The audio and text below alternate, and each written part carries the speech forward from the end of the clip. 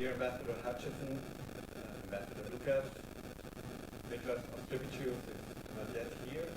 Your Excellencies, honorable members of the European Parliament, ladies and gentlemen, my name is Schwammenthal. I'm the director of the American Jewish Committee's EU office here in Brussels, the AJC Transatlantic Institute. It is my great honor to welcome you to this exciting event. First of all, I would like to thank our great partner, the Friedrich Naumann Stiftung, Director Thomas Ilka, for this wonderful cooperation. It is rather fitting that we are discussing the future of NATO so close to the remembrance of a past without the alliance.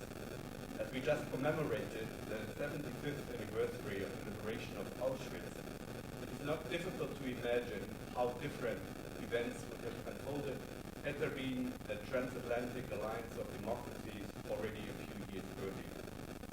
For almost 71 years now, NATO has proven to be the most successful alliance pact in the world in world history.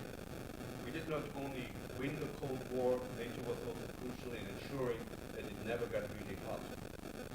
NATO, though, may be to some extent the victim of its own tremendous success, while the cost of NATO, financial and otherwise, is tangible. The alliance's benefits are obscured in the unwritten records of an alternate history. The wars and miseries NATO's effective deterrence has and continues to prevent can never be demonstrated. And so the unusually long period of peace and stability NATO has helped to provide on this blood-soaked continent has lulled some into a false sense of security, or to be more precise, to have led some to believe that there are no real threats out there anymore. But there is no end of history. The alliance and its members states face perhaps the most complex set of threats and challenges in their history, emanating from all strategic directions. State and non-state actors challenge the rule-based international order, be it state actors as Russia, China, or Iran, or terrorism, state-funded and otherwise. We face cyber, missile, and hybrid threats. To counter these challenges, we need more, not less NATO, and closer cooperation, also with our democratic partners in the neighborhood, such as Israel. And so I'm looking forward to this interesting discussion, and I have the great pleasure to give the stage to Thomas Ilka, the Regional Director of the European Dialogue at the Friedrich Naumann Stiftung. Thank you very much.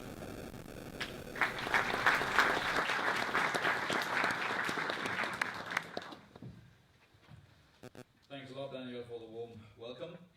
Dear Excellencies, dear members of Parliament, dear ladies and gentlemen.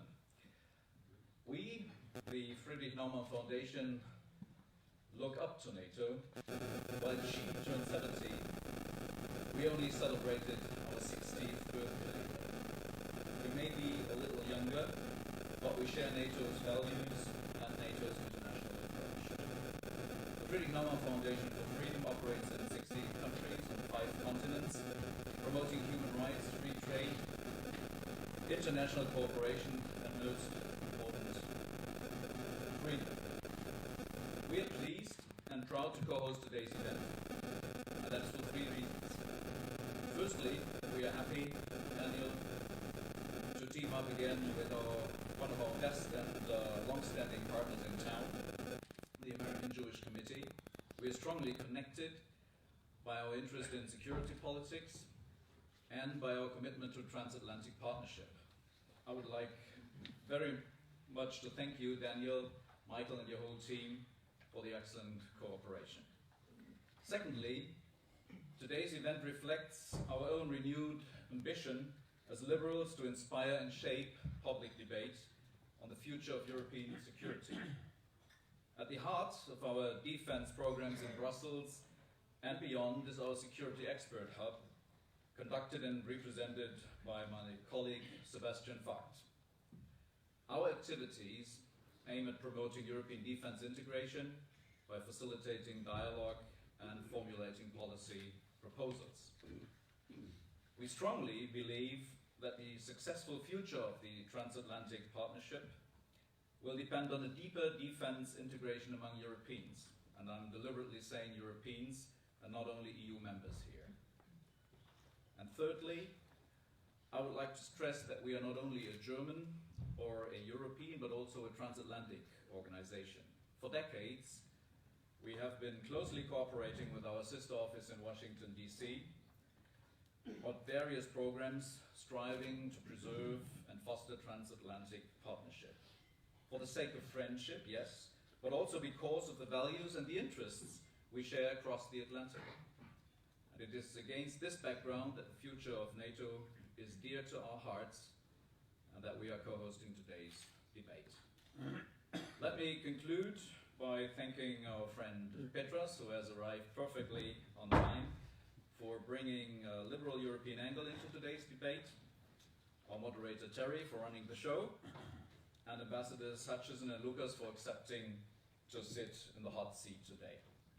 So now, Petras, it's your job to give us the liberal angle. The floor is yours. Thank you for being here.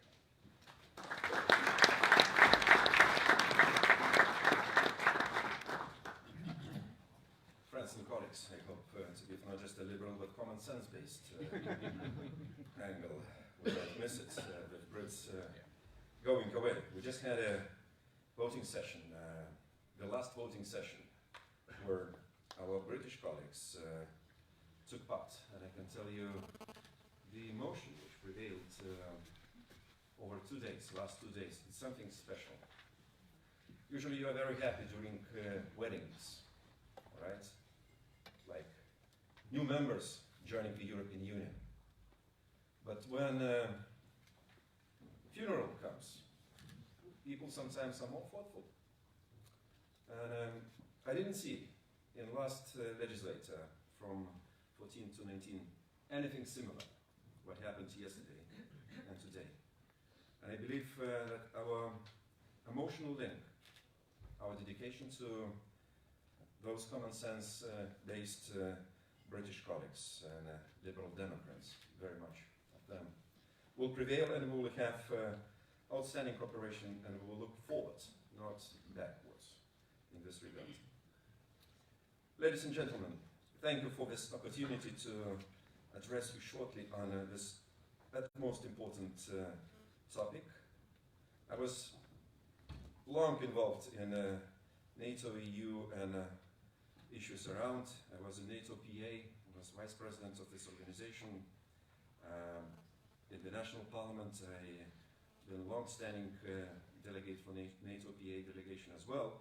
And now I'm in SEDE, Security and Defense Subcommittee of the European Parliament, and Renew Europe coordinator on all those issues. And it will be no surprise for you to start with speaking about NATO as an anchor organization for defending Western democratic and free democracies alliance. It was the first organization, established to defend values and freedoms we still believe in, and we try to expand this community of like-minded. Importance has increased because of recent decades' tendency, less democratic, more not free countries. Look at the democracy index findings every year, and what we see, a steady decrease of free countries, democratic countries. Big economic and military powers, China and Russia, openly, and by doing, not just speaking, questioning Western ideals and globalization of them. And I think we see just the beginning of that.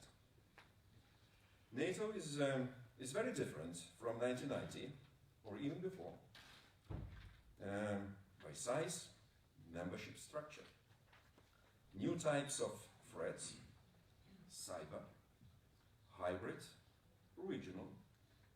Look at Iran's influence region-wise, role. So it's really something different what we had decades before. The emergence of strategic linkage between trade and security, with more to come, is increasingly in an increasingly globalized world economy. Again, the thing we have to observe and act accordingly. Again, the list of so-called more or less traditional threats which NATO and we openly disclose, Russia, jihadis, now climate change, is adding to those mentioned before. Again, space become a new game theater in defense matters, more and more, from ground to space, and this tendency will continue. And I can't avoid mentioning propaganda and disinformation. Through social media, it penetrated and it penetrates everybody and so many societies in different ways.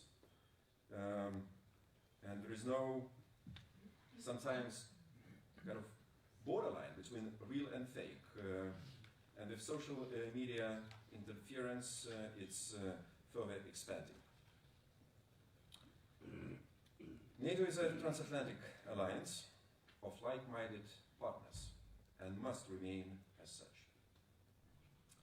We have to admit difference of opinions, each and every family sometimes has it, between the US and European allies, at least some of them.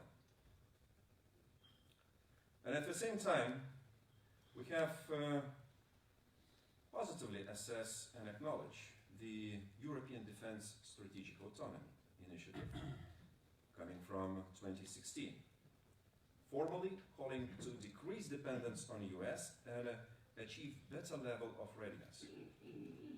European NATO allies are losing their relevance to transatlantic partners, and the partner in particular, with long-time under-investment policy and large fragmentation in Europe's defense sector as a result of very inefficient proliferation of weapons systems on European sides of NATO allies.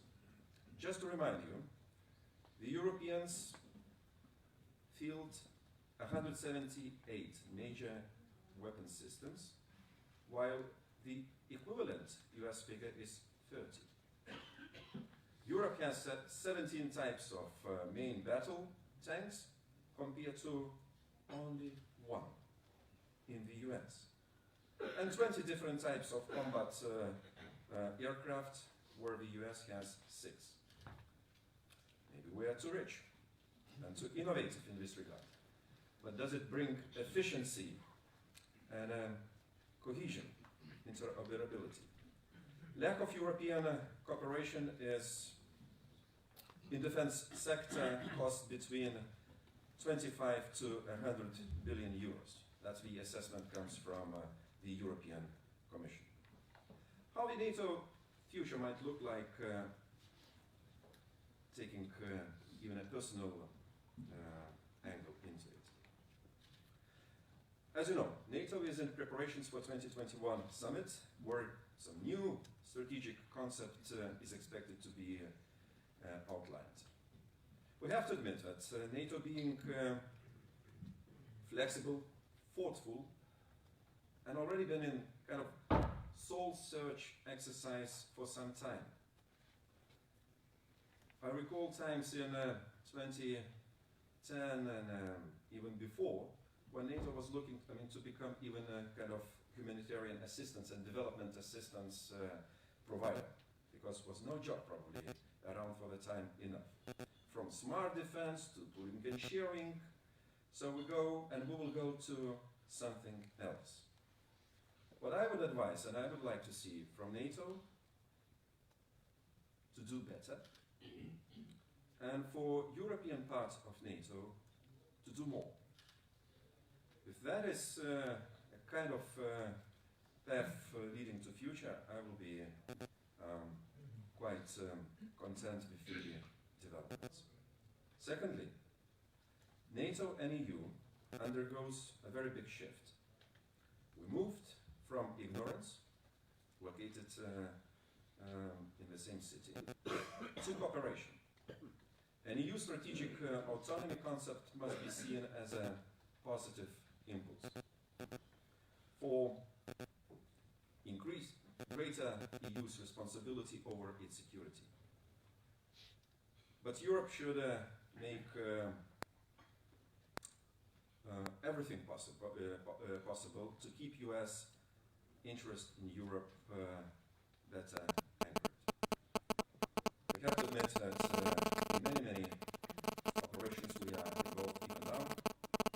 Take Sahel, take other regions, we can't succeed without US although we observe a gradual and long-term US disengagement from Europe, and some of them call it as a kind of strategic danger from Europe and Middle East, I have to mention, with more focus and resources on Asia. But at the same time, if we look precisely to things on the ground, and I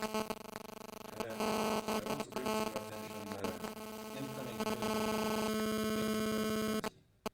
when we're going to see biggest ever US operation in participation in Europe, I'm more positively minded looking at this. Things might look different on paper, but on the ground they're still very serious. And this cooperation is seriously grounded. Fourthly, let's admit that NATO's alliance is working well and on time. Politicians are more divided than those who make real decisions. But we heard from London NATO summit, there have been very solid common opinion behind the closed doors, although outside sometimes we saw some political theater. We can hardly prevent public exchanges of highest NATO member states leaders, like Mr. Trump using a word describing NATO obsolete, Mr. Macron brain dead, and those are coming from two nuclear powers leadership. So probably we have to get used to the new public communication style. And we will get something more probably in years to come, but let's be serious and focused on real stuff.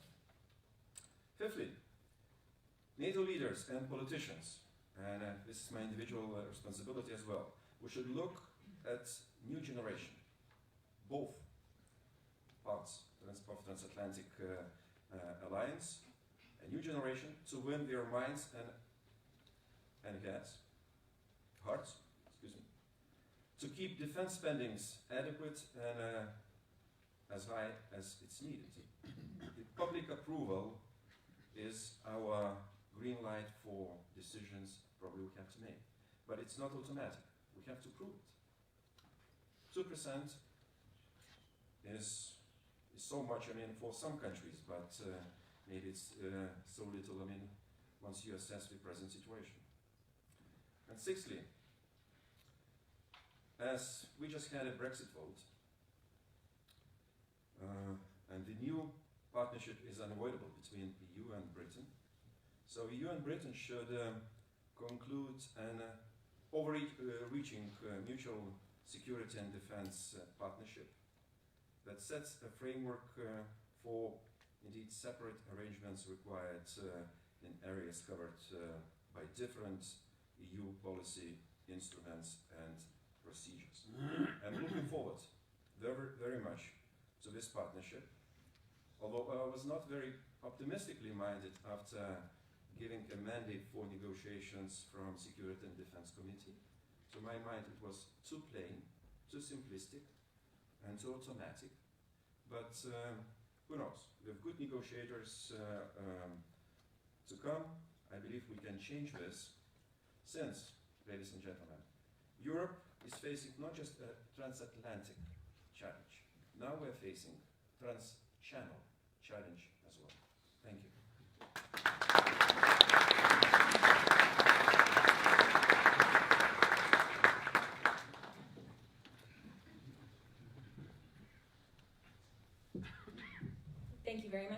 Petras. Thank you also to Thomas and Daniel. I'm Terry Schultz. I am one of the biggest NATO nerds in town, so although there's some competition in this audience. And I'm very excited and honored to be able to moderate this discussion today. I'm hoping it will be a debate because that's more exciting for journalists, but I'm not so sure. I would like to call up our discussion participants, Ambassador Lucas and Ambassador Hutchison, whom I am very privileged to get to ask questions to quite often.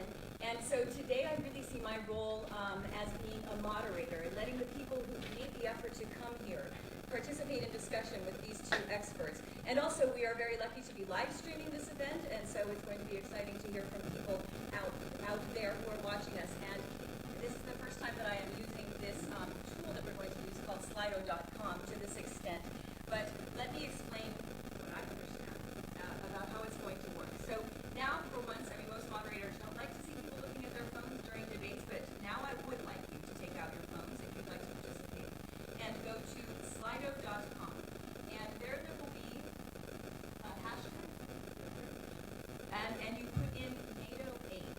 The 8 is to signify that we are heading into NATO's 8th decade of existence.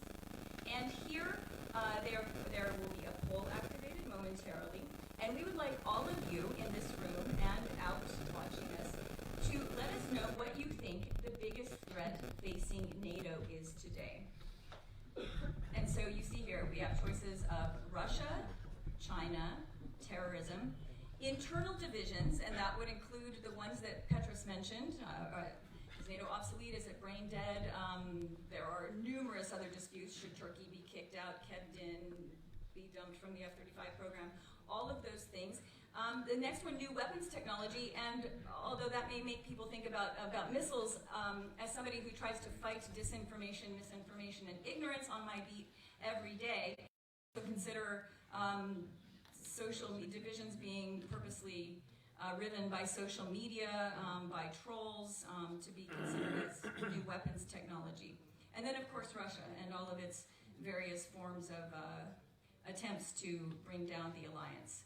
I told our host that I'm looking for new ideas. I would like to write about some other threat to NATO than the ones we already know. So I'll give you just a moment there to vote, and then Ambassador Lucas and Ambassador Hutchison will,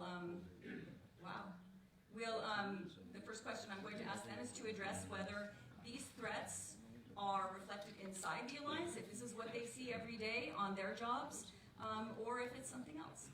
We only have 42 votes. Come on, that's not everybody in here. Terry? Yes. Some people are asking the code for the Wi-Fi. You might tell. Oh, I don't know. What is the code? Sebastian, do you know the code for the Wi-Fi in this building? Warande, together, small. D-E-W-A-R-A-N-D-E, small. Thank you. Good point.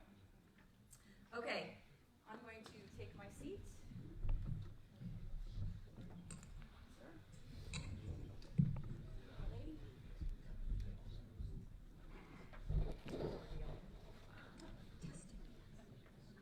Okay.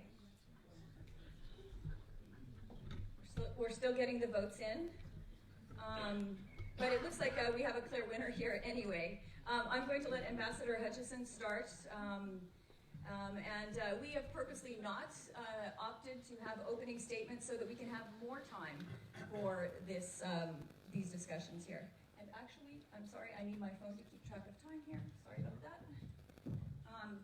All right, Ambassador Hutchison, on the hot seat with internal divisions, because yeah, we know where a lot of people's concerns come from. It's from your and my home country, the United States. Yes, I don't know if they can see what we're seeing. Yeah, they have screens up there, so they can see the voting up there too. Yes, Yeah, sorry, we're all getting used to this technology, but it's really cool. Yeah, it is cool. And it's also my definite opinion that the majority is right. The only thing that will defeat us and the democracies and people who believe in the rule of law and human rights in the world are internal divisions.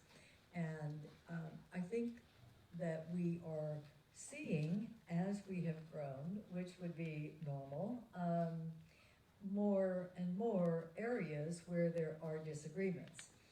I will say that the overriding view, and what has come out time and time again, is the value of unity is the most important value that our ambassadors hold. And I think that we all strive to realize that, for instance, there may be different priorities depending on where our country is. If it is North America, there are a set of priorities. If there is Southern Italy or Poland or the Baltics, they may have different priorities, but the security umbrella is our common goal, and I think our ambassadors and of course our capitals believe that that is overriding. But if we lose that, and if we let bilateral disagreements or even disagreements with all of the other members of NATO divide us in the common responsibility that we have, that's when we will unravel. I do want to say, before I know you will talk to my colleague, Ambassador Lucas, that we have two of our other NATO ambassadors here, and I was so pleased. Hans-Dieter and I said he was spying on us. But we have the ambassador from Greece and the ambassador from Denmark, and so pleased that our colleagues are here, and we all do have kind of an extended family spirit in having gotten to know each other so well. So with that, thank you. Thank you. And I'll pass it to Germany, but I would have to follow up, Ambassador. This is why I'm here. You didn't say anything about the fact that most of the, at least before we got the brain dead comments, most of the criticism was coming from the United States and not always well-informed criticism about NATO. Well, let me say that the one thing I would suggest is that the President's comment of obsolete was 2016.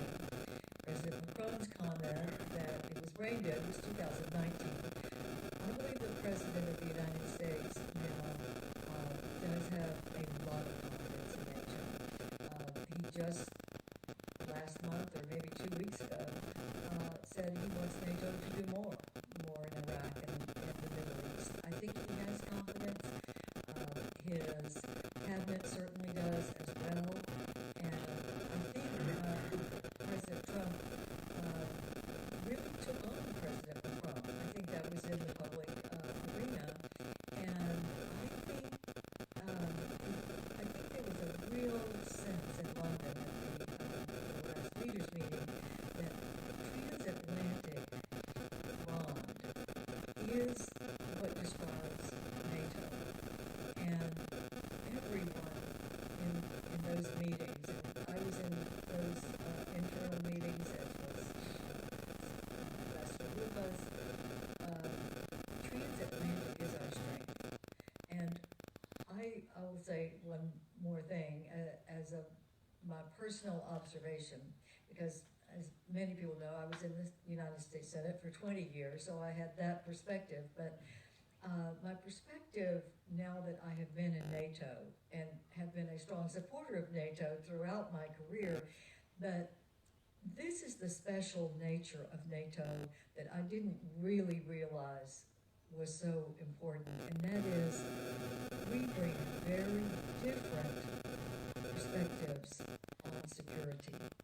And both of those perspectives are what make us stronger in many ways. America is aggressive in national defense and security issues. Europeans generally sometimes are, but are more inclined to discuss, hear all opinions, be very careful in going forward. We need both. We need to be pushed. We Americans don't need to be pushed. I think sometimes my colleagues think we are cowboys in America,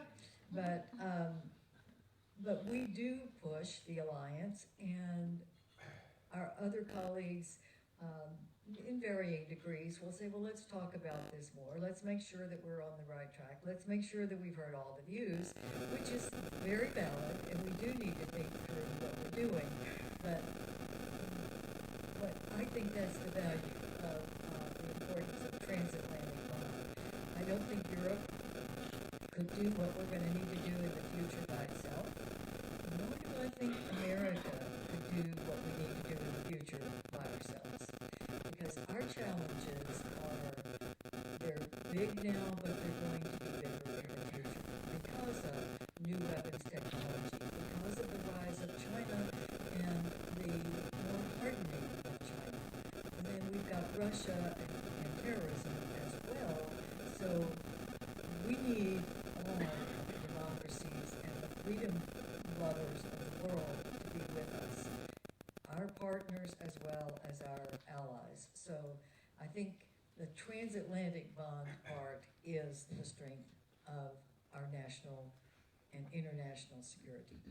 Thank you, Ambassador. She's always a good sport. I'm so glad she's here. Ambassador, as the target of some of this aggression that comes from the United States, are you more worried about that inside the alliance than Russia, China, terrorism, new missiles?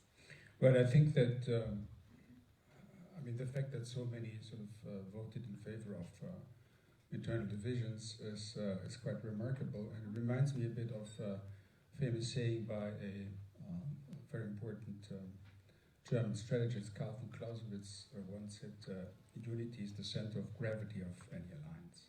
I think that is true. So in that respect, we all, have an interest in sort of keeping the shop together and overcome internal divisions. I think that is right what Kay said. Of course, there are sort of different priorities, perceptions. That is normal. In an alliance of 29 and soon 30 countries, but at the same time, it's quite normal that we need, to a common result, and that one I think we made good progress over the last 5 years since the inclination point of 2014. So, despite, of course, that, for instance, our southern allies look more at the challenges emanating from the south, our eastern allies look more, towards Russia, at the end of the day, there always was a good sort of common result. And if you look, at the achievements, they are quite remarkable and really strengthened our deterrence and defense capabilities, enhanced forward presence in the Baltic states, in Poland, the tailored forward presence in the southeast. We have expanded our activities in the southern arc of crisis. We are looking now at cyber and hybrid threats. At the London meeting, we sort of agreed on space as a new military operational domain. We are looking at China now. So in that respect, I think we still do a good job. But of course, it is not easy. To always, to bring all these countries together, which has something to do with the fact that we are 29 democracies. But it has also something to do with the fact that the challenges coming from the outside are becoming more and more complex. We see a multiplicity of challenges. So in that respect, it is we have much more work to do in NATO than 10 years ago. To keep the shop together, at the same time find common responses to all these challenges. I think what we really need to do is to work on, always to come also to a common political strategic understanding of what our priorities are. Of course, we had an autumn discussion about this, also at this meeting, and that is why, also following a German initiative, we have now agreed on setting in motion a reflection process within the alliance, within the aim, to look at how we can even improve our political unity, political cohesion, coordination on political questions, and that is what we're working right now with a view, to seeing a report by a senior level expert group at the next NATO summit in 2021. I would like to make one additional point. Of course, the choice was rather limited about the top sort of challenges to NATO. I would like to add one other, and that is the increasing volatility of the international system and the breakdown of the multilateral liberal order.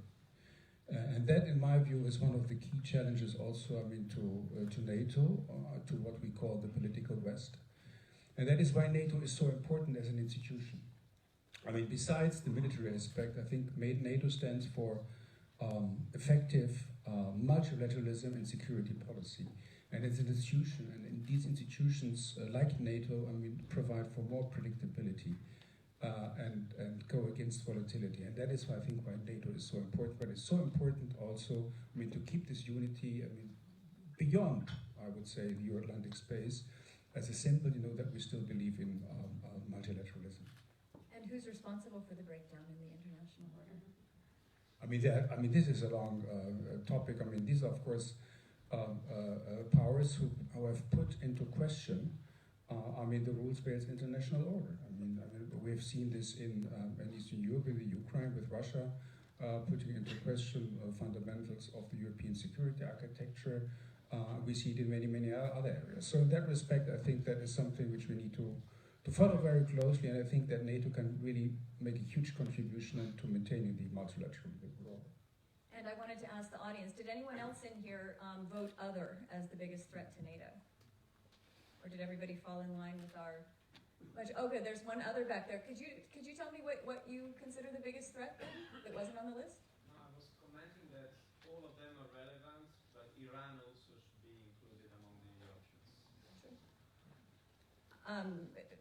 That's true, and that has come up at NATO on the sidelines. It's not a direct NATO issue, but of course it's very pertinent right now, especially when we're looking at the possibility that Iran returns to uranium enrichment. Is that something that you find comes up in your discussions, concern about this? Well, in the wider Middle East debate? Well, certainly looking at the wider Middle East, the Iran-backed militias are well beyond Iran itself, and very much we have many NATO allies either together in the Afghanistan mission, which is a NATO mission, as well as the mission in Iraq. We're facing Iranian-backed militias. So yes, Iran is most certainly on the list of an actual country, but also with a wider reach that is certainly asymmetric. And I think we are beginning to deal with that now on the nuclear weapon issue. Besides the terrorism that Iran is perpetrating around the world, around the Middle East, the nuclear weapon is something that is very much a part of the concerns of our allies in NATO.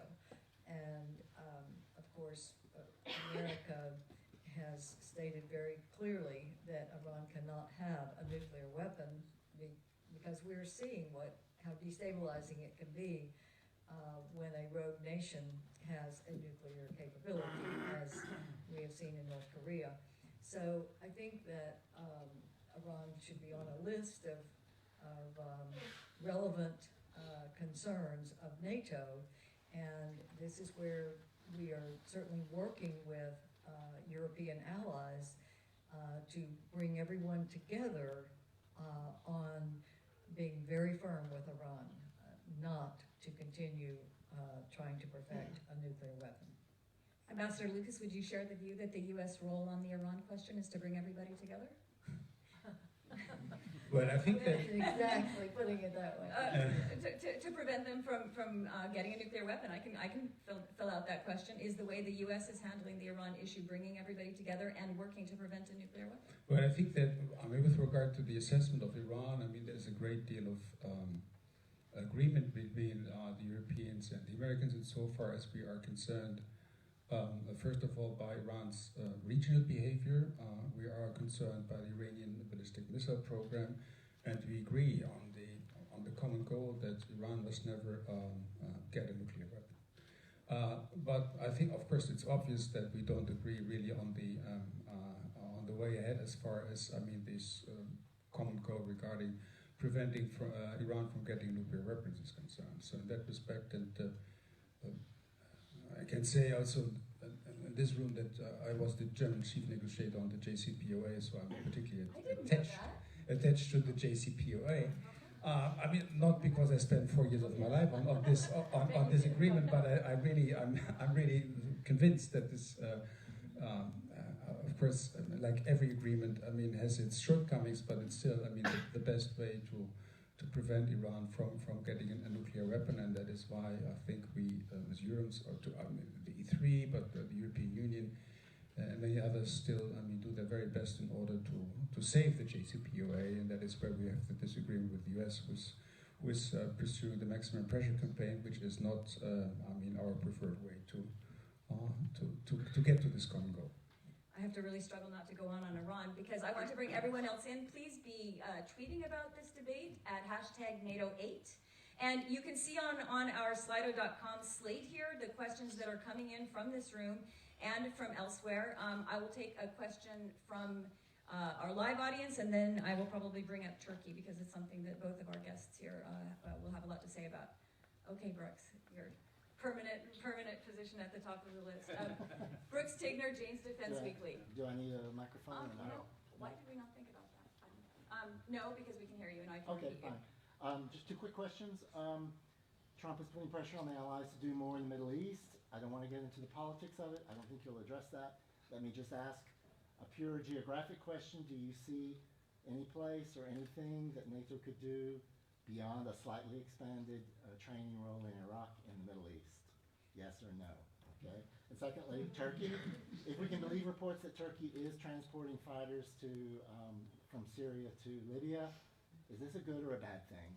Yes, So, no. Brooks's questions pretty much cover the Mediterranean threats that NATO faces. So the questions are, what does President Trump mean? What can NATO do with the call to do more in the Middle East? Beyond the Iraq training mission? Beyond the Iraq training mission, which exists now, and I believe if it's not back up and running, will be any day now. And also, is it true, do we have any intelligence that you can share about whether Turkey is transporting fighters to Libya? And good or bad? Good or bad? I want them to answer that. Okay, whether it's good or bad, that what? What does That NATO Turkey- think about that? Is it good or Turkey- bad that Turkey and allies doing that in Libya? Oh, it's its own fighters. Okay, I understand. That Turkey is No, reinforcing. reports it's bringing Syrian fighters over to Libya. I don't know if it's true or not. But Okay, if they have if there's to tell anything us we can about say that. about Turkey's role in further militarizing Libya, how would Right. that cover it? Okay, that's for our audience who may not have heard it out there. That's a good one, a good 5. Okay, thank you. That's what you're- oh,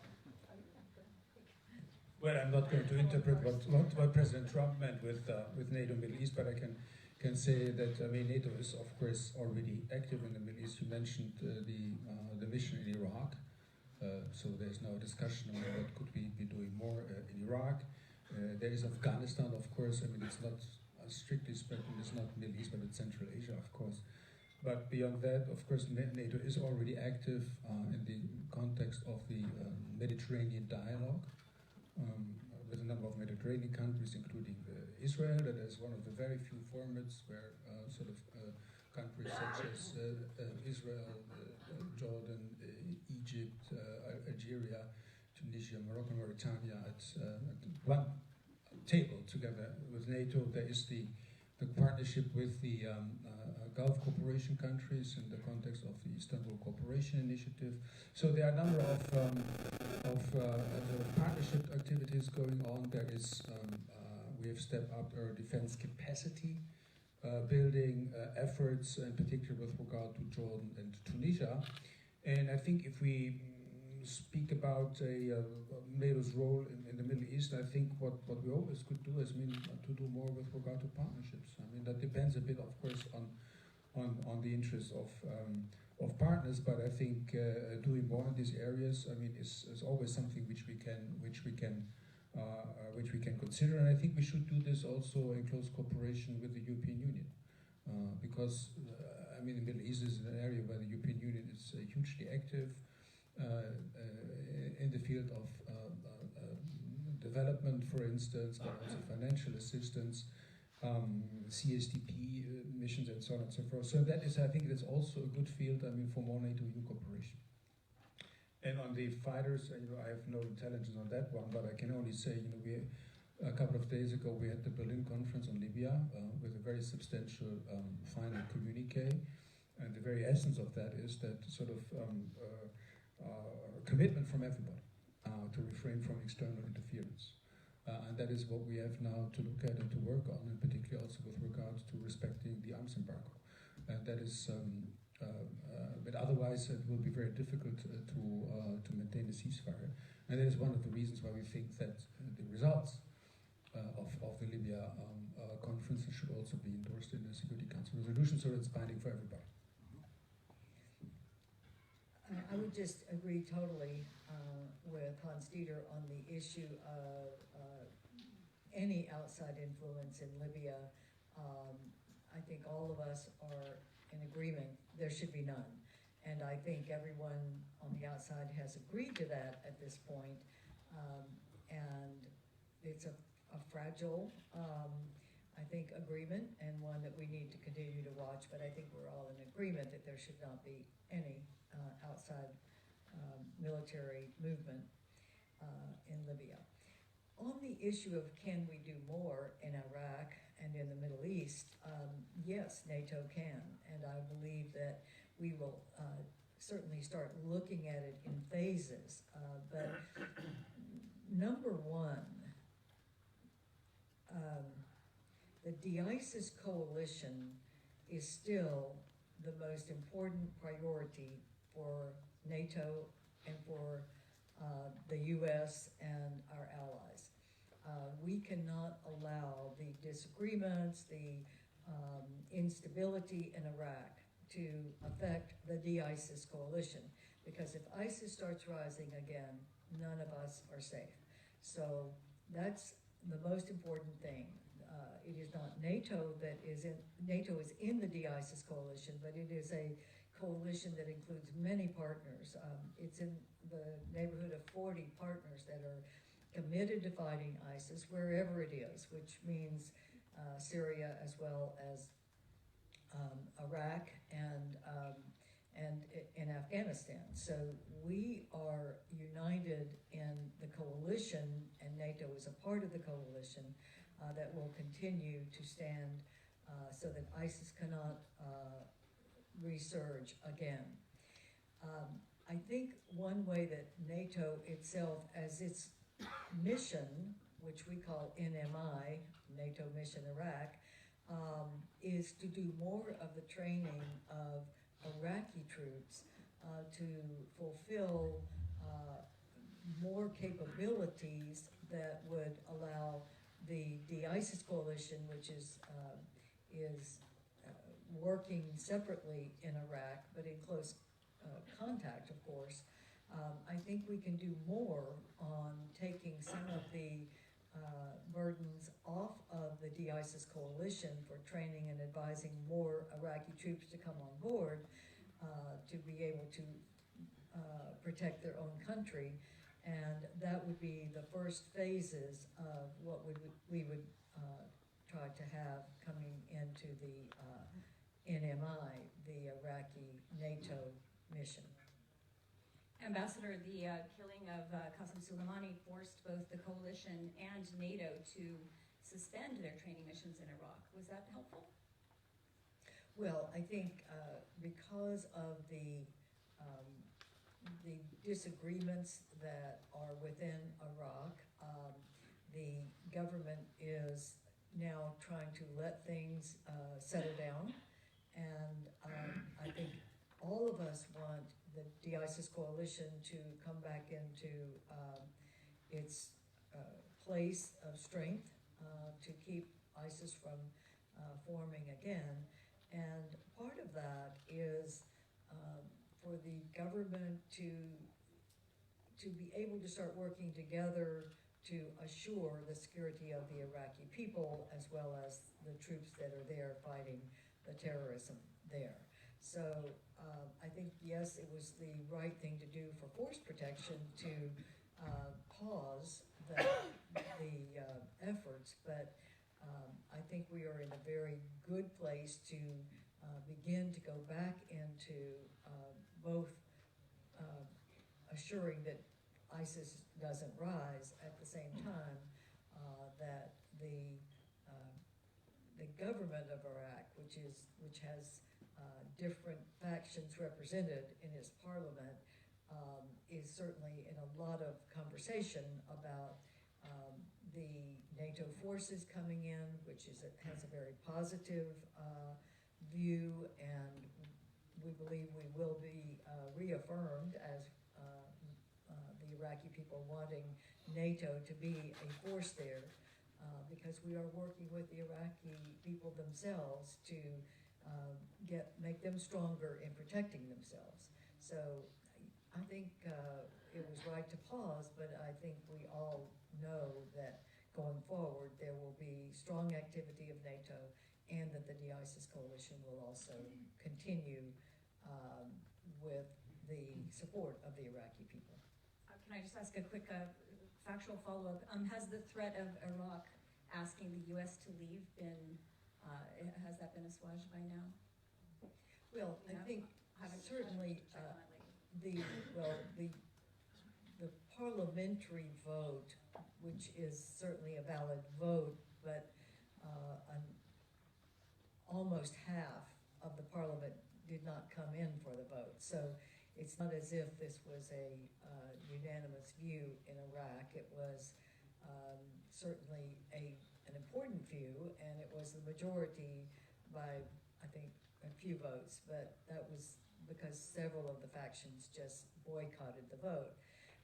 And I think we are in constant discussion now with the Prime Minister.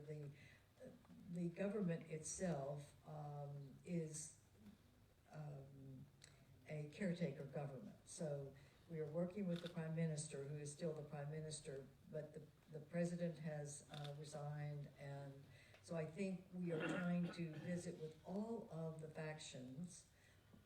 We, NATO, are trying to make sure that we're covering all the bases to assure that it is the will of the Iraqi people that we stay in, and that in a caretaker government, it's important to be talking to all of the people, including the Prime Minister who is there, but without the President. So yes, I think we're working, and I think that we're in a good place, and I think the conversations have been positive, and I think as long as we just take it one step at a time, and the different groups are positive about NATO coming in, that is the way it will turn out. I would just note that Germany has resumed its training mission in Iraq now as of the last couple of days, as I understand it, and Germany does not take part in the NATO training mission in Iraq. No, so far not. We are part of the coalition, the ISIS coalition, and we are doing essentially sort of training in Erbil. And we have also, this is active again, and I think that is not the case so far for our contingent, which is working in central Iraq. So in that respect, I mean, we are waiting for the clearance by the command of the coalition that activities in central Iraq can be resumed again. Okay, I'm going to take one of our online questions. Although fact-checking it at the time, should Turkey still be a member of the alliance given its recent problematic behavior? There is no mechanism for kicking Turkey out, for kicking any member of NATO out, even if that were the view of the alliance. That isn't a possibility, so perhaps we could just expand on the relationship of Turkey with some of its NATO allies individually, and some of the Turkish behavior which has troubled NATO. For example, the S-400 purchase, the purchase of a missile system which is not compatible with NATO's missile defense. Would you like to start us? Well, the answer is that yes, NATO should still have Turkey as an ally, even though there are definite problems, and most certainly we believe that having a Russian missile defense system within our alliance is a problem, and that is very public. And I think we have done a lot of work to try to reverse that decision, and I think what we're trying to make sure we do is try to keep Turkey in the alliance. I think it's hard because they are doing several things that are problematic in the alliance, including, as many of you know, trying to keep Israel and some of their activities out of the operations in the NATO alliance, but we are all very welcoming of Israel, of course, and so we have many areas of concern about Turkey, but we want Turkey to stay in the alliance. We want to keep working with Turkey because if they are not in the alliance, we would be concerned about getting more and more aligned with Russia, and that is not in any of our interests. So we are very hopeful that we will, by continuing to keep them in the alliance, to work with them in every way that we can, to encourage them to strengthen their position in the alliance, that is our best course, rather than doing something that isolates them further and leaves that very important place they are in geography, as well as they are a democracy, and we want them to reform areas that have been, I think, lessened, and by being in the alliance, we will have more influence with them than if they are not. Well, I of course, I agree with that view. Of course, Turkey is a hugely important ally. I mean, only look at Turkey's geostrategic position. Of course, as Kay said, I mean, there are obvious disagreements.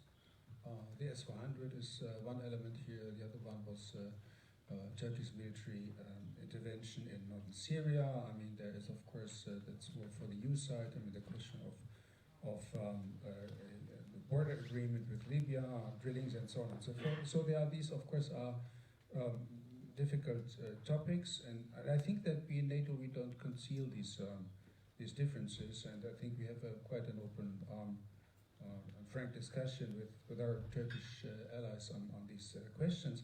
But at the same time, part of the picture is also that Turkey is hugely sort of affected, yeah, by its geostrategic situation. So Turkey is hosting more than 3.5 million refugees. I mean, we must not forget this. Also, when we discuss in the European Union the whole question of uncontrolled migration, and Turkey is also affected by terrorist attacks. I think like no other NATO ally. So we need to look at Turkey in the context of a differentiated picture, not concealing our differences. But I totally agree with Kay that, of course, it is in all our strategic interests that Turkey remains within the alliance. On the other side, I think it's also in Turkey's strategic interest. I mean, to remain an ally and to continue to work in the alliance, because I mean, given particularly its very difficult geostrategic environment, I think also for Turkey, NATO is really an anchor of stability and I mean the lifeline, so to speak, to the with the political West. And final point, of course, I mean, if you look at all the issues which cause so many problems in our neighborhood, I think Turkey is a very important element. I mean, they participate in very substantially NATO missions in Afghanistan, Kosovo, Iraq, the Aegean activity NATO has with regards to fighting illegal migration in the Aegean.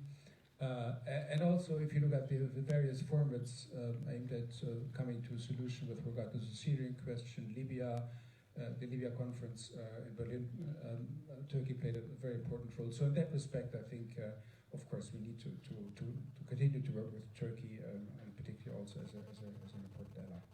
Okay, I'd like to take another question from the room, and I would really like a young lady. Hello?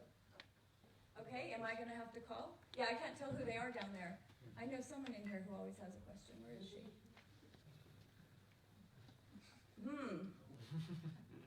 Where's my girl? No, maybe she just came for lunch.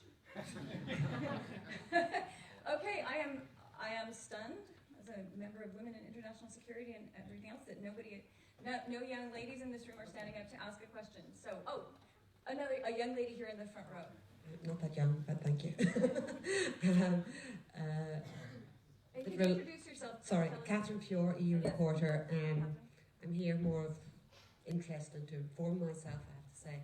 But given your discussions, when you talk about ISIS and fighting terrorism, I'm from Northern Ireland. I know it's quite difficult to fight terrorism, and it's also very important to fight the causes of terrorism. And I think the United States and the EU have both played a huge role in providing the environment and the conditions where peace could come about.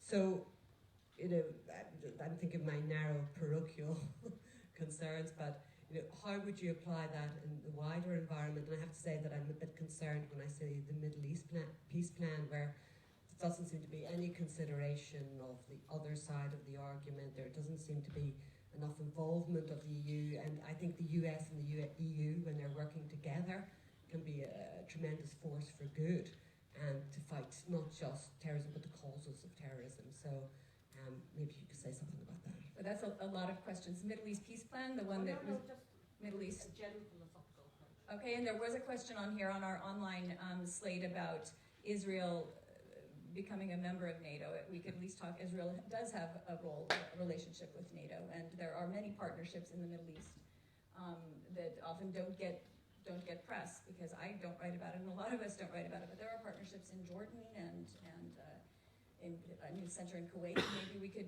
branch that out a bit. It's educational for all of us. Well, we do have many partners, member allies or Europe or North America, but we have many valuable partners that take major roles in our missions. And of course, Israel is a welcome partner in the Mediterranean Dialogue, ICI, and so there's a lot of back and forth. We have a great ambassador from Israel that we work with in many instances. So, and we have Jordan is also a partner, as well as we've got several other Middle East partners that we work with, UAE, Qatar, in many ranges. So any country that is wanting to work with us, we pretty much do. And so, of course, Israel is one of those. Yeah, maybe the question about sort of NATO enlargement with a view to the Middle East. I think on that one, of course, the basis here is the Washington Treaty. And the Washington Treaty says that NATO is in principle open to any European state. So that is what the Washington Treaty is saying about what options we have with regards to enlargement. Now, on the wider question, of course, that is something which is not so much a question which we discuss at NATO. At the end of the day, I think this is a broad alliance, but if we look at our tools, there are essentially two tools. This is the military tool in the wider sense, including, of course, defense capacity building. That's, of course, political dialogue, which is also very important, which should not be underestimated in our dealings with our various partners, including also in the Middle East. So in that respect, of course, we can address, also the root causes of terrorism, but if you look at the root causes of terrorism, which has a lot to do with, the social, economic conditions, which relates also to the whole question of de-radicalization, and so on and so forth. So, these are sort of questions which I think needs to be tackled in the context of a broader, comprehensive approach. And I think that in that respect, I think the European Union is in a much better place to address the root causes of terrorism. And I totally agree with you. And that is something where the European Union and the US should work closely together. Because I tend to say that at the end of the day, if you look at what we call the political West. I mean, there are three sort of essential pillars. That's US, the European Union, and NATO, with, of course, a lot of overlap there. But I think with regard to the whole question, stabilizing the greater Middle East in all its dimensions, I think that is a huge task for the US and the European Union, and that is why we also need to get together with regard to our political concept as far as the future of this region is concerned.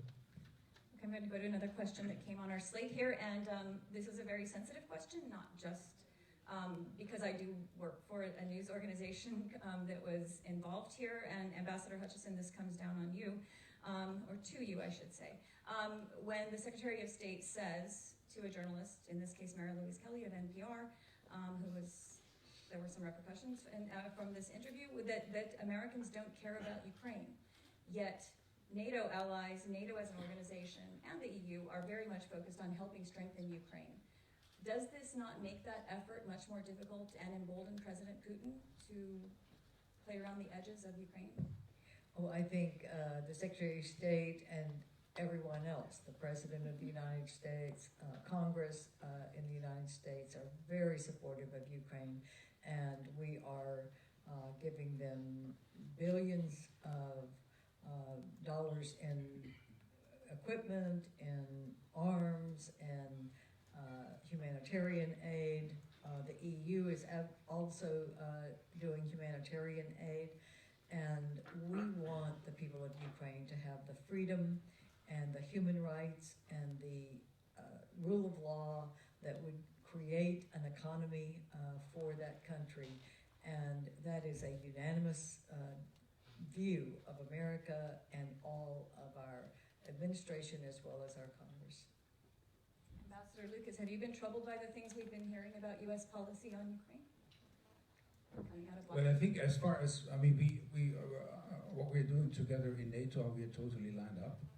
I think for us, there's no doubt about it. I mean, for NATO, Ukraine is a hugely important partner with whom we work together in the framework of the state partnership. So we have an extremely close political dialogue with the Ukraine in the context of the so-called NATO-Ukraine Commission. We had a visit by the North Atlantic Council and the Secretary General to Odessa and Kiev a couple of months ago, with a very good productive meeting with President Zelensky and members of the Rada. We are very active with regard to doing more as an alliance, also in the Black Sea region, supporting the Ukrainian Navy. Again, defense capacity building, and of course an unwavering support for Ukraine's territorial integrity and sovereignty, which we tried, to move forward also in the context of the Normandy Forum. So I think, as far as NATO is concerned, we are really singing from one page. That's true, but we're hearing things that are quite troubling about how some of those decisions are made, whether that's in the short term, and however the conclusions come out in the end. The headlines can't escape you. Well, the headlines are the headlines, and on the other hand, I as NATO ambassador, for me, what is really counts is what we as an organization achieve. And I can only tell you, we just had a NATO-Ukraine Council with the high-ranking Ukrainian competition deputy prime minister for European Atlantic integration, and I think there's a lot of appreciation also from the Ukrainian side for what NATO and all NATO allies are doing for Ukraine. Okay, there was a question way in the back here. Yes, sir. Please tell us who you are, and let's keep questions short so that we can get to as many as possible in our remaining 15 or so minutes. Remember, #NATO8 on Twitter. Thank you, Mr. Chair. Good evening, citizens. My name is Angelos Harlaftis, Epafos Advisors. We represent the EcoWaves movement, the pan-European and Mediterranean movement, which has its pillars in direct democracy, in science, and in ecology. We have a very strong thesis, stance about NATO future, our allies, which we believe that the circle has ended. The circle of the transatlantic cooperation has ended. Already we are speaking for Mediterranean cooperation. So we believe that NATO should change its scopes and purposes and make a broader approach with the assistance of the United Nations and at the same time should move its basement from Brussels to Turkey, because Turkey is aggressive, because it has internal problems, and these will not end. Okay, is that it's your an old question, story. whether you think NATO will move? Yes, should move over there. At the same time, we have to build, as I'm proposing from 2008, the European Defence Community according to the Treaty of 1952. There are a lot of people and citizens which are supporting our approach now. Thank you very much. I'm not sure that was really a question. Okay, yes, ma'am. There you are. Yeah. You're the one I accused of just coming to eat. No, I stayed for the conference, don't worry. Thank you. I have kind of also Tell more us on... who you are. Hi, my name's Leah. I'm a student from Strasbourg, Paris. And actually waiting security clearance for NATO, so hopefully I'll get in. I have a bit more question on the future of NATO. Now, I follow a little bit more on the space strategy. I find that really exciting. But I see a lot of work happening in the European Union, European member states on space. And then also, you know, we have the new SCAF or FCAS, Next Generation Fighter. So we see European defense really trying to collaboratively evolve. And I want to know your opinion on space as the next frontier and even defense cooperation. How feasible is it? What would it look like? And not really going into European army, because that's not necessarily feasible right now. I am purposely skipping the European Army debate because we've had it in so many fora. And so, yes, future of space just been named the fifth domain, potential domain of warfare. Yes, I'm very excited about the space as a domain that we have adopted in NATO. The United States has now set up a space command that is within the Air Force. So I think we have to be realistic, and I think this is one of the pluses of NATO, is our adapting to new types of warfare, new types of defense weaponry. And declaring space a domain shows NATO's adaptability to me. Because think of artificial intelligence and what could happen in space if we don't have the knowledge to keep up with and defend against any kind of potential hybrid or cyber attack that could come from space. So I think that it is a real plus that we have been able to so relatively quickly adopt space as a domain. And I think when you look at the capabilities for cyber and hybrid attacks, and then you look at the capabilities of artificial intelligence that could redirect any kind of an order that might come from a satellite or from a space capability, we've got to be more on top of it than the potential adversary that we might face. And to be able to defend and deter is going to be more and more important in that space domain and the use of that space domain.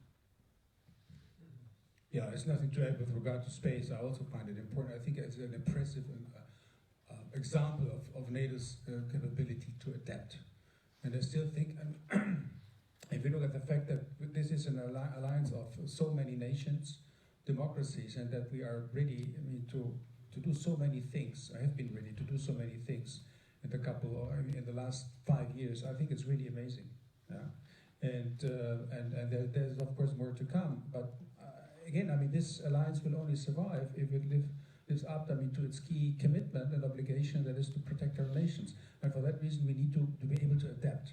And I think on that one, our record is pretty good. There's of course always some criticism with regards to NATO, and there are the divergencies. But I tend to agree with Mark Twain when what he said about the famous quote about Wagner's music. You know it probably. It's actually better than it sounds. So in that respect, I think the overall record is quite good. Now there was a second question on the European capabilities. And I think it is a good thing that Europeans are now working on strengthening their defense industrial base. I think it's a good thing. If you want to be taken seriously, of course you have to develop your own capabilities. But I don't see a contradiction here with regard to maintaining the Transatlantic alliance. I think Europeans need to develop capabilities, but well coordinated with NATO. And that is why we have the NATO defense planning process, and we have now the European Union card, and that needs to be coordinated. So that at the end of the day, we get to a set of European capabilities which are available, of course, to NATO, but also to the European Union. And that is what I understand by strengthening the European people. I think that is maybe a better notion to express what we are trying to achieve in Europe than the European army. It's about European capabilities, about being meaningful and being serious when it comes to defense. Capabilities available to NATO, capabilities also available to the European Union, and both, I mean, is what we mean when we talk about strengthening the European pillar, but it, of course, needs to be accompanied also by the political will to use the capabilities. Let me just jump in and say that I think the way you have stated it is the right way. The concern that you hear so many Americans put forward is in the setup of PESCO and the European Defense Fund, there is such a bar against outside companies being part of a project. And one of the great things that has been developed over the years is that there are European and American collaborations on major major defense equipment, I will say, like airplanes, like F-35s. There are many European parts in an F-35. Those are projects that should be able to be done together, but going forward, there is a concern on the American side that because of the restrictions on PESCO and therefore the EDF follow-on procurement, that we're not going to have the collaboration, and therefore, A, you won't get the strongest input into major projects that we're both going to use in our NATO interoperability, and B, that we won't have the capability for Europeans to be part of American projects or vice versa. And that is our concern. It's not that we don't think it's great that Europe is going together to do the research and development for an industrial base. We understand that perfectly. But to box out collaboration with outside partners, outside of EU that is, that's where I think we would like to see some accommodation in the regulations. And this is still up in the air, we should point out. And Ambassador Lucas, what EU countries buy from the United States absolutely dwarfs what the US buys from the European Union by something like, I wish I had the number on top of my head, but something like 80%. So is this US criticism unfair? Are these US fears unfair that they might lose some sales and therefore some cooperation and some interoperability due to EDF and EDA? Well, I think we don't see it as dramatic as that. And you rightly said, Terry, that with regard to PESCO, we have not yet come to a final decision on that one. So there's an ongoing process that was delayed because of Brexit. And I can only speak for my government. We are in favor of a very flexible third-party participation regulation. So for everyone else, that means that it hasn't been decided yet whether the U.S. and other third countries will be allowed to participate in some of these. No, it's not a question of principle, but it's a question of how. How. Right. I mean, the if is not being put into question. Right. Okay. Now, I really do have to take this question because it's huge time, and not only was that one of the concerns on our initial poll, but there have been new developments just in the last day with the European Union deciding that its countries may use Huawei technology and 5G expansion if they implement certain safeguards. The U.S. is not comfortable with this. In fact, U.S. Defense Secretary Shanahan, in his brief tenure, went so far as to say on Capitol Hill that the U.S. would cut off intelligence sharing with NATO allies if they used Huawei and 5G technology. That's already happening. So how do you see this?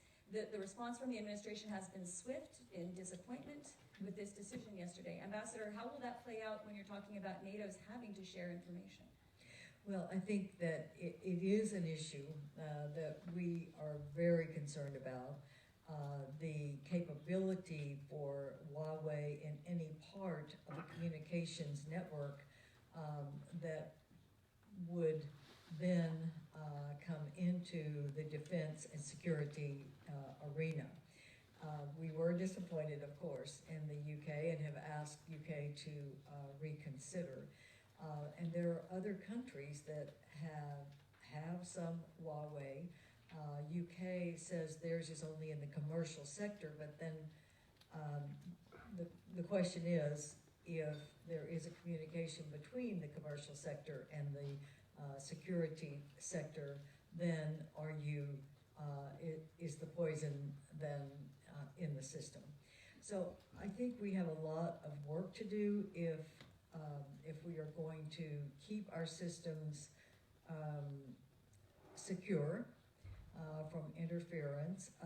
We certainly have asked EU, which has a real regulatory capability, to make regulations that would, in their requirements for procurement of our defense equipment, have specifications that would be not allowing a bid by a company that can't protect its privacy and its own security.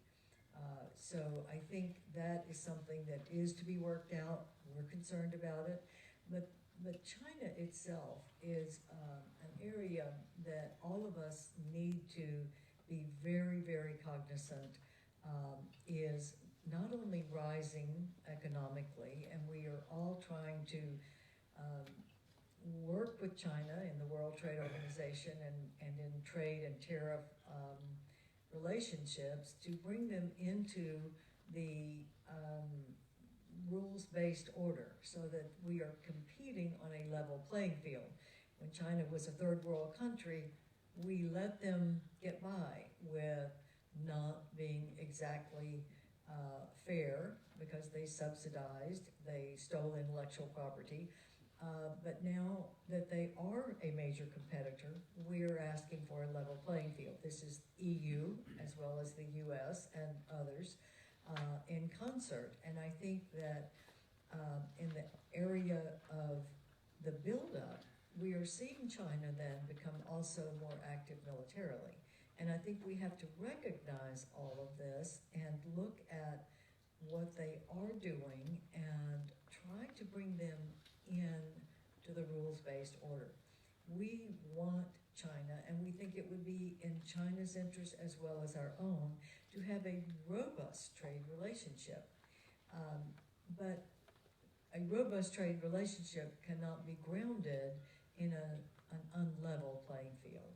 So I think we have to look at economics, we have to look at militarization, not only the buildup of their armies, but militarization of islands in the South China Sea, islands that have been built to acquire more navigation space, and the purchase or building infrastructure in our ports.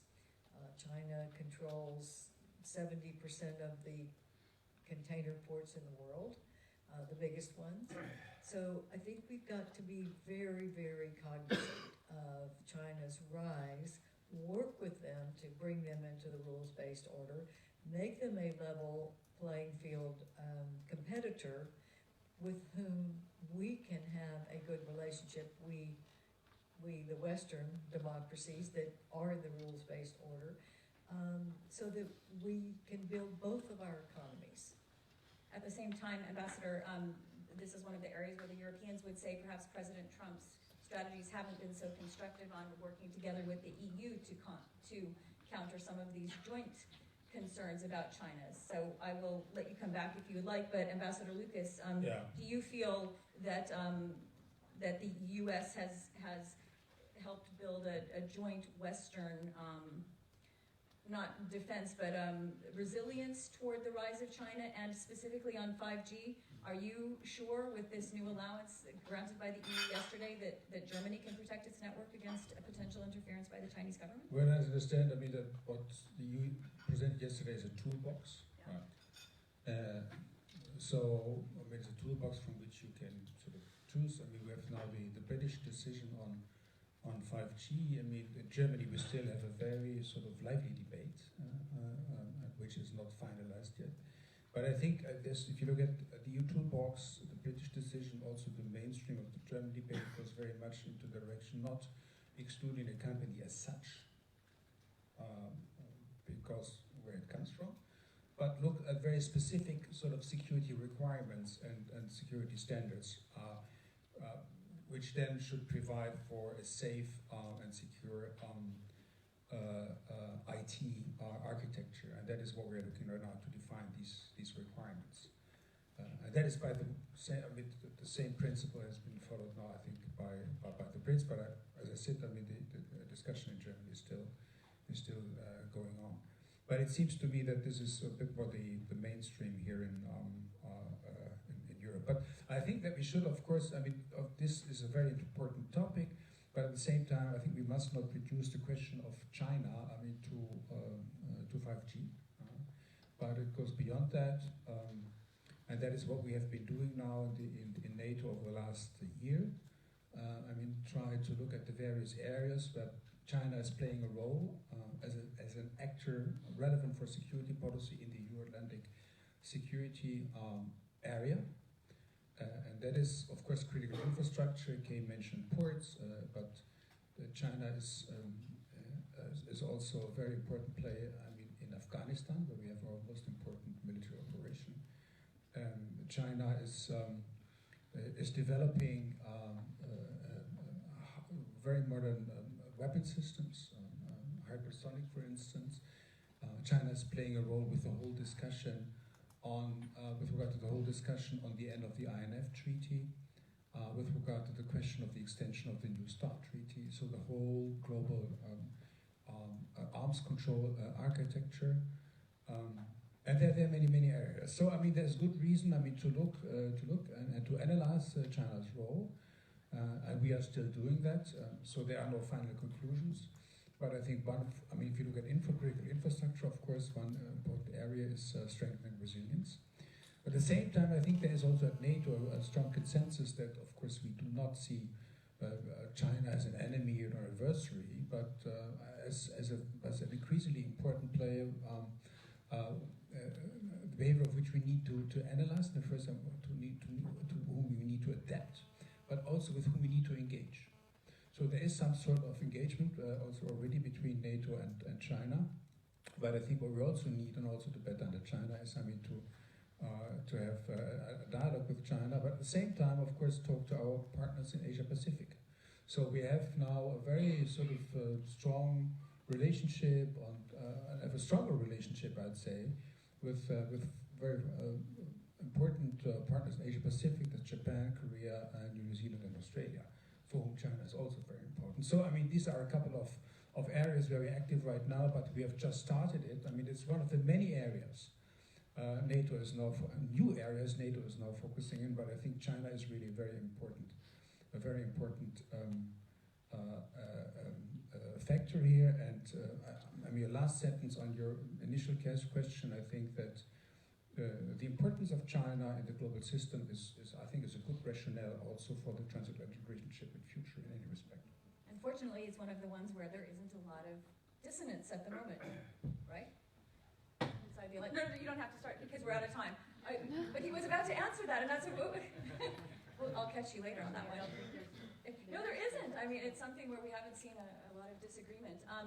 We are out of time. I know the ambassador has to rush off, but this has been a real privilege to two of my favorite ambassadors, and to all of you who came here to join us. Thank you very much. What a great initiative. I think I really enjoyed this debate. Did you like getting the questions from the audience? Absolutely. It was really fun. You did a great job of it. Thank you. Emphasizing it. No, it was great. I really enjoyed this. Thank you so much to our organizers, to our hosts, and to all of you for coming. And we need to continue this debate as much as possible. I think one of the biggest threats to transatlantic cooperation is the lack of knowledge and the lack of discussion. And I always try to foster that, as do both of you. So thank you to everyone.